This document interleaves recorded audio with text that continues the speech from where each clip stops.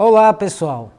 Bem-vindos à parte conclusiva do nosso curso Histórico da Filosofia, ou seja, bem-vindos à História da Filosofia Contemporânea 2. Devido à diversidade da problemática filosófica na contemporaneidade, não seria possível, dentro de pouco tempo em que estaremos juntos, abordar devidamente essa enorme herança filosófica. Todavia, a nossa proposta consiste em tentar analisar ao menos duas vertentes filosóficas que se destacaram mais no âmbito filosófico na época, embora estando em relação de continuidade, a saber, a filosofia da vida, por um lado, representada por Schopenhauer e Nietzsche, e por outro lado, a fenomenologia e a sua vertente existencialista, representados respectivamente por Husserl e Heidegger. A primeira parte será dedicada à filosofia da vida, dando ênfase à proposta irracionalista de Schopenhauer e Nietzsche. E na segunda parte da nossa videoaula falaremos sobre a fenomenologia e a sua vertente existencialista. O século XIX é um século de grandes mudanças no âmbito filosófico, época em que o poderoso idealismo alemão começa a perder fôlego sob o violento irracionalismo que se instaura firmemente no discurso filosófico a partir de Schopenhauer. É a época em que a razão poderosa se vê subjugada à insaciável vontade. Schopenhauer é um dos célebres pensadores do século XIX que traçaram esse novo caminho no itinerário filosófico. Conforme ele, todos os filósofos anteriores falharam no pressuposto de que a essência do homem está no intelecto. Ao contrário, afirma o filósofo, o ser humano é, antes de tudo, um ser que deseja e, portanto, é um ser guiado pela vontade. Assim, ele instaura o primado da vontade sobre o irracional. A grande obra de Schopenhauer é O Mundo como Vontade e Representação. Na primeira parte desta obra, intitulada O Mundo como Representação, Schopenhauer encara o mundo como objeto no âmbito do princípio da razão que atua nas faculdades cognitivo-representativas do intelecto. Estes configuram o mundo de modo próprio para ser conhecido, porém, como representação. Na segunda parte, ao tratar da vontade como a essência mais primeva do mundo, como coisa em si, Schopenhauer instaura a impossibilidade do seu conhecimento enquanto coisa em si. A vontade é profunda e cega força obscura que atua no fundo do ser e não cede às formas da razão. Assim, ela adquire um estatuto alógico e irracional. Portanto, o mundo como em si seria um mundo sem razão, sem sentido para o intelecto humano. O dinamismo da vontade se revela pela guerra perpétua de existência entre suas formas fenomênicas, que são nada mais do que a própria vontade. Então, conforme Schopenhauer, a guerra se dá entre vontade e ela mesma. Para resolver essa contradição que se desenha entre vontade una e suas manifestações diversas, Schopenhauer se utiliza de uma noção advinda do pensamento oriental, o conceito de Maya, a capacidade das personagens divinas de se transformarem e encarnarem em formas diferentes, que expressa, grosso modo, o símbolo da ilusão do ser. Diz Schopenhauer, é Maya o véu do ser, da ilusão, que, ao cobrir os olhos dos mortais, lhes faz ver um mundo que não se pode dizer que existe ou não existe, um mundo que se assemelha ao sonho, à radiação do sol sobre a areia, onde, de longe, o viajante acredita ver uma toalha de água ou ainda uma corda tirada por terra, que ele toma por uma serpente. Temos que ressaltar que com o surgimento do homem e a sua consciência, o mundo que até então era sua vontade, torna-se representação. Grosso modo, trata-se de uma subordinação do princípio da razão à vontade, assim que, como se a vontade para alcançar as suas metas, se utilizasse do seu cérebro, a razão, manipulando-a de ver e pensar aquilo que é do proveito da vontade. Justamente por isso, o mundo fenomênico das representações não passa de uma ilusão e faz com que o intelecto humano veja coisas que são expressões ilusórias das encarnações da Maya, que no fundo é nada mais do que a vontade una. E aqui vale citar um trecho do mundo. A natureza só pode atingir o seu objetivo fazendo nascer no indivíduo uma certa ilusão, graças à qual ele considera como uma vantagem pessoal o que na realidade é apenas vantagem para a espécie, do mesmo modo que é para a espécie que ele trabalha quando imagina trabalhar para si mesmo. Portanto, se a vontade está no fundo do ser, se ela é causa da dor, do sofrimento, transformando a vida em absurdo, sem lógica, irracional, então, pelo tragismo da vida, pela mesma dor e sofrimento, Schopenhauer é conduzido a renunciar à vontade, negando a vida. A negação da vontade no indivíduo se realiza através da negação do eu. Uma das vias da negação do eu apresenta a arte. Na sua concepção estética, a arte exerce uma função libertadora dos grilhões da vontade. Ela é concebida por Schopenhauer, em estilo kantiano, como contemplação desinteressada. Como efeito, como uma meditação livre, sem qualquer objetivo ou interesse. Segundo Schopenhauer, na contemplação estética não existe nenhum desejo. O sujeito puro e involuntário se entrega unicamente ao conhecimento advindo da arte. Mas há ainda uma outra via, ainda mais definitiva e eficiente do que a experiência estética, que liberta o homem da sujeição da vontade, é a vida ascética. Assim se inaugura o conceito da ética da compaixão. Essa ética entra em vigor quando o sujeito percebe que todos os sofrimentos espalhados pelo mundo são também seus, sendo que a individualidade já está suprimida. A verdadeira compaixão é desinteressada, pois ela não advém de um interesse próprio. O estado de recusa do todo querer é o ascetismo, que é a radical negação da sua própria essência. Em outras palavras, o ascetismo postula a renúncia completa dos desejos através de uma espécie de autoflagelação, cujo resultado é aniquilamento da vontade. Partindo do voluntarismo schopenhaueriano e seu principal aspecto, a vontade, Nietzsche surpreendentemente se revela como um pensador oposto a seu precursor. Enquanto Schopenhauer negava o sentido da vida, reduzindo-a em dor e sofrimento, em algo que não vale a pena ser vivido, e encontrava a salvação no ato da negação da vontade, Nietzsche, ao contrário, insiste a vida e a justifica seu dever a partir de um foco estético. E nesse sentido soam bastante convincentes as palavras de Nietzsche. O mundo e a vida só são justificados eternamente como fenômenos estéticos. As obras escritas por Nietzsche se podem dividir mais geralmente em 3 períodos, como segue. Primeiro, o período juvenil, em que se mostra a transição da filologia para a filosofia, lembrando que Nietzsche é filólogo por formação. Neste período, a obra em destaque é o nascimento da tragédia.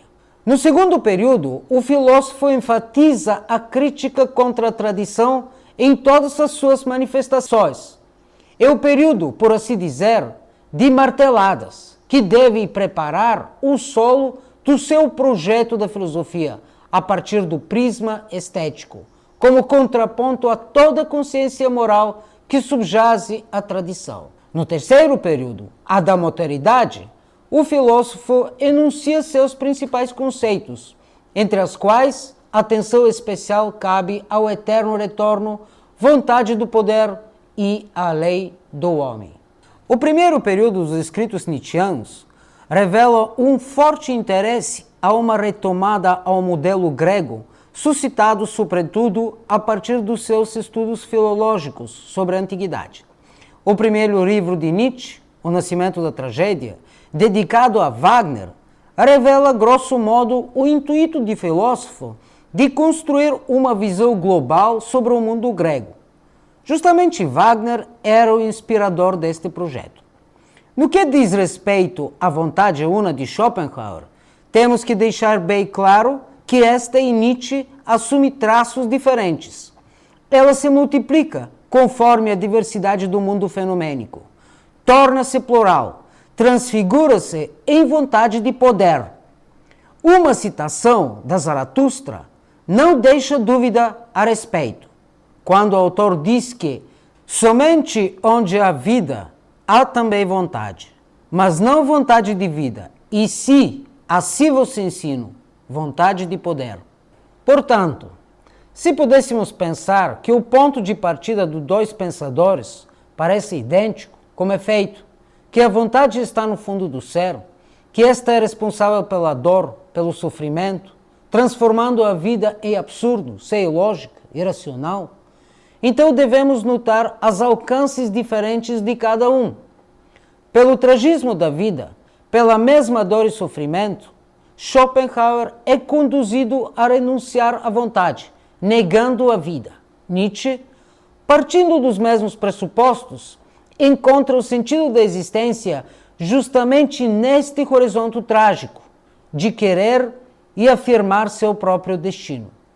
O pessimismo sóbrio de Schopenhauer deriva da consciência ética, no fundo da qual transparece o norteador, sentido, segurança. O norteador que coordenava a cultura ocidental desde Sócrates e Platão. Ao contrário, Nietzsche faz um passo adiante para a lei da consciência ética, a lei dos valores morais, para o patos artístico. Na sua obra mais sistemática, Genealogia da Moral, Nietzsche se impõe a tarefa de denunciar não só a origem da moral, mas também a sua transformação ao longo da história. O problema genealógico é introduzido ainda no prólogo da obra, em qual Nietzsche resumidamente coloca seus objetivos. Temos que notar que a crítica que Nietzsche dirige à moral é inédita neste aspecto, transcendendo todas as dúvidas até então levantadas.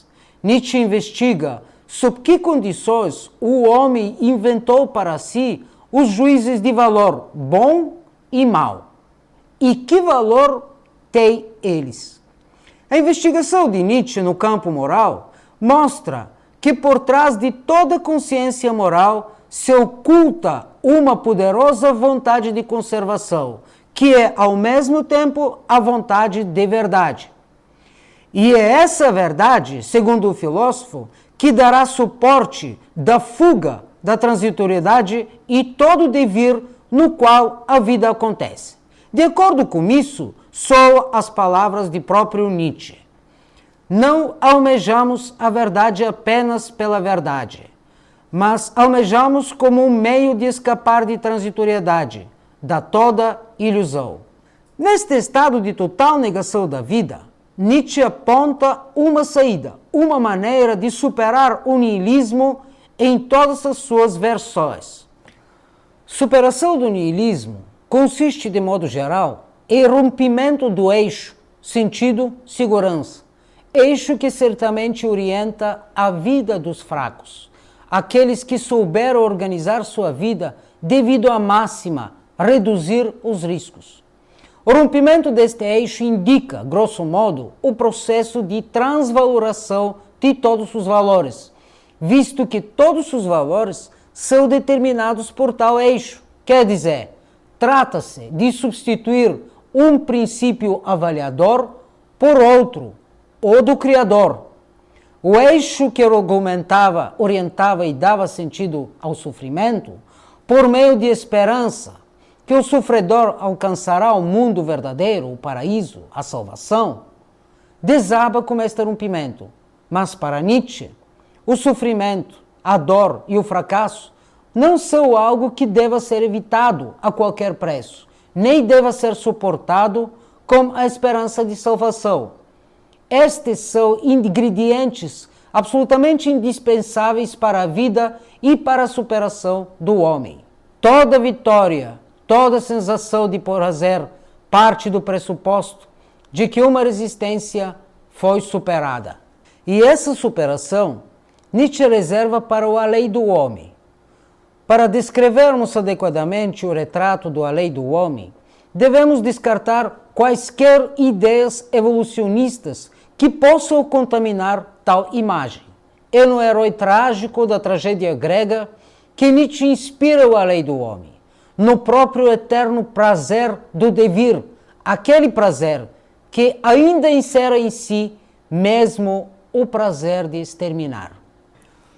O retrato do além do homem, em Zaratustra, que é a obra mais amada pelo seu autor, pode-se desvelar desde o começo do livro, no capítulo intitulado Das Três Metamorfoses do Espírito.